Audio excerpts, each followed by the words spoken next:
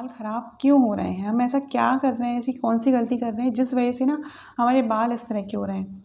तो आज मैं उसी बारे में आपसे बात करने वाली हूँ। हेलो एवरीवन, कैसे हैं आप सभी? आई होप आप लोग बहुत अच्छे होंगे, खुश होंगे और आप अपना ख्याल रख रहे होंगे।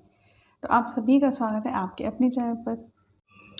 हेयर केयर के लिए हम काफ़ी सारी चीज़ों का ख्याल रखते हैं, जैसे कि घर पर भी हम DIY यूज़ करते हैं या फिर हम मार्केट बेस्ड प्रोडक्ट भी अपने बालों पर लगाते हैं। तो किसी न किसी तरह से हम अपने बालों को हेल्दी रखना चाहते हैं, लेकिन क्या आप जानते हैं कि हम कैसे अपनी सिंपल सी चीज़ें करके ना अपने बालों का ख्याल रख सकते हैं। तो आपको ना किसी भी तरह का हेयर मास्क या किसी भी तरह का DIY जो हम यूज़ करते हैं उसकी ज़रूरत नहीं होगी। तो तमाम चीज़ों को करने से अच्छा है कि हम एक अच्छा सा रूटीन फॉलो करें और अपने बालों को हेल्दी रखने की कोशिश करें। तो कुछ ऐसे स्टेप्स हैं जिन्हें फॉलो करने से हम अपने बालों की कंडीशन को मॉडिफाई कर सकते हैं, उनको बहुत ही अच्छे से केयर करके उनको जो पहले जो उनका टेक्सचर होता था बिल्कुल वैसा ही हम पहला स्टेप है हेयर केयर रूटीन का, वो है हेयर वॉश।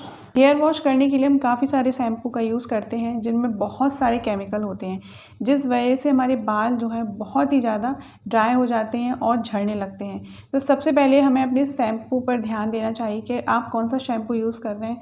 अगर शैम्पू में बहुत ही ज़्यादा केमिकल हैं तो आप उसको चेंज कर सकते हैं। आप उसकी जगह पे माइल्ड शैम्पू जैसे कि जो हर्बल शैम्पू होते हैं उनका यूज़ कर सकते हैं, या फिर आप जो बेबी शैम्पू होते हैं उनको यूज़ कर सकते हैं। जो हर्बल शैम्पू होते हैं उनसे जो हमारे बाल हैं वो प्रॉपरली हेयर वॉश नहीं होता है, मतलब कि बहुत अच्छे से क्लीन नहीं हो पाते हैं, क्योंकि वो बहुत ज़्यादा माइल्ड रहता है। तो आप हफ्ते में जब हम 2 बार हेयर वॉश करते हैं तो उसमें से एक बार आप माइल्ड शैम्पू से हेयर वॉश कर सकते हैं और एक बार आप जो नॉर्मल वाला शैम्पू होता है जो उसमें भी आप इंग्रेडिएंट देख के उसको ख़रीदें कि उसमें बहुत ज़्यादा केमिकल्स ना हो, तो उससे आप हेयर वॉश कर सकते हैं।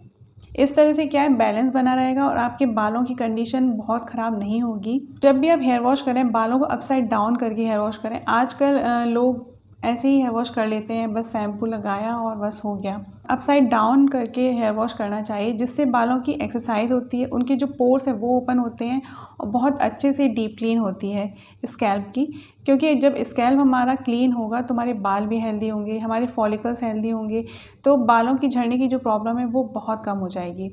तो इस तरह से आपको हेयर वॉश करना है। इसके अलावा आपको हमेशा ऑयलिंग करके हेयर वॉश करना चाहिए। कभी भी आपको बिना ऑयलिंग के हेयर वॉश नहीं करना चाहिए।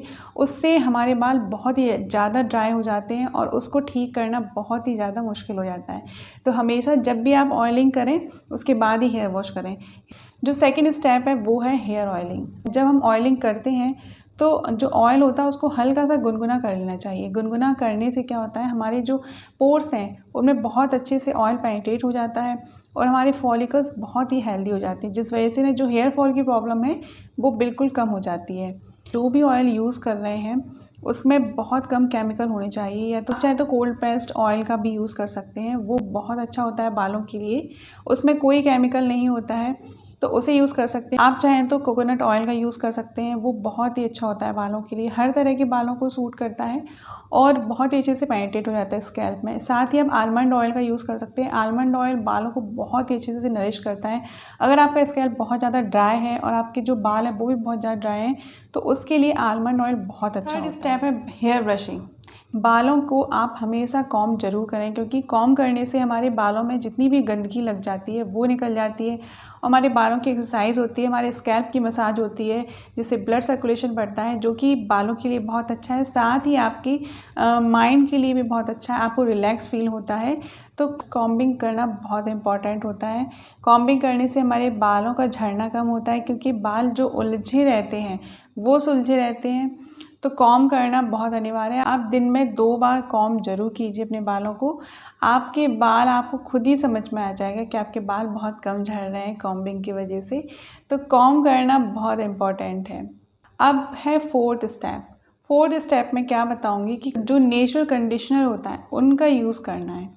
देखिए शैम्पू के बाद जो हम कंडीशनर लगाते हैं उसमें बहुत ही ज़्यादा केमिकल होते हैं, तो उससे हमारे जो बाल हैं वो और ज़्यादा ड्राई हो जाते हैं, हेयर ब्रेकेज जब वो आ जाते हैं और भी काफ़ी सारी प्रॉब्लम्स आ जाती हैं कंडीशनर की वजह से।